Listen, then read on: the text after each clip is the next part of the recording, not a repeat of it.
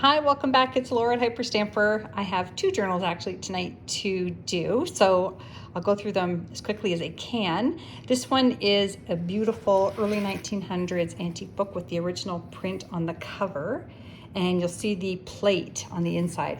It's just stunning. This is some vintage chains. This black one is not, but the rest are, and it's quite a lovely deep red with this stunning print of this lady. And this book is called A Man of Sark. Sorry. Everything in here is authentic, antique, and vintage ephemera, except for the tea-dyed pages that I made and hand-stamped. So I've made lots of pockets and tuck spots. This one's out of a vintage doily. This is a vintage Victoriana book. This is a children's book page from the 1930s and a seed booklet page from the 70s. This is a triple pocket here I made out of a postage stamp collector's page, and this is a ticket stub. It's actually German. It was issued in 1922 and it expires in 1924. How cool is that? And it's from a bank. This is just an antique journaling pocket page, and this is a sales receipt from 1953. And that is from Lowell, Massachusetts. I think that's really cool. And then we have a 1904 Freckles page here with great publishers' images on there. And the Betty Crocker Pie Parade full color page spread. And there's Betty Crocker herself. This is a little detachable double pocket here. And I've got a booklet that I made out of antique paper scraps there. And an 1856 page here. Countries of Europe, Asia, and Africa. I did not tea dye that. That is naturally aged and it's quite beautiful. And all of that is made on this wonderful pocket with ephemera from a Simplicity sewing book. And just more of that wonderful vintage imagery from the recipe books. I've got this little antique page here that you can journal on the back of, and a little flip-up pocket here, journaling spot there and there. Wonderful clusters that I made out of all my scraps.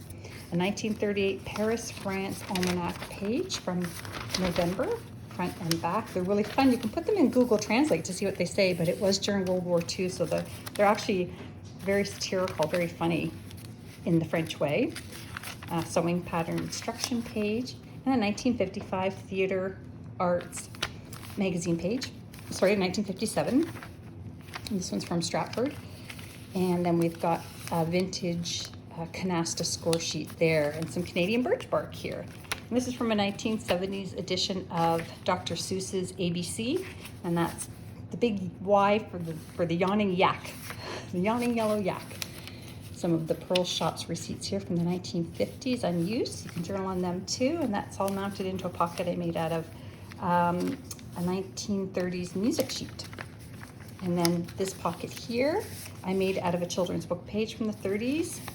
This is from a veterinarian book from the 1850s as well, and that's on how to care for a goose. And this is a book club receipt from the 50s, and it only cost $3 was it $3 or was it, 75 cents. 75 cents to have a book in the book club. A little more than that now. And there's one of those wonderful recipes from Nielsen Chocolate Factory with the stains all over it, which is fun. This one's for chocolate fudge cake, so go for it. Make it delicious and then let me know how it turns out. I've got a wonderful page here from an Italian lessons book, and then another one of these great Dr. Seuss pages. He's looking for his mother, Are You My Mother book. And a lovely American Garden book page here. And then this is the cover of a fun cooking book called Problem Cooking with Fanny Craddock. No wonder she had a problem cooking with a name like Fanny Craddock. Okay, so I made this sweetheart pocket here out of a vintage dictionary page, and it's got this lovely little picture of a little boy in a field. It's quite sweet. And then this is from a 1892 Demarest magazine page. Lovely images on there that you can have fun using and reading about.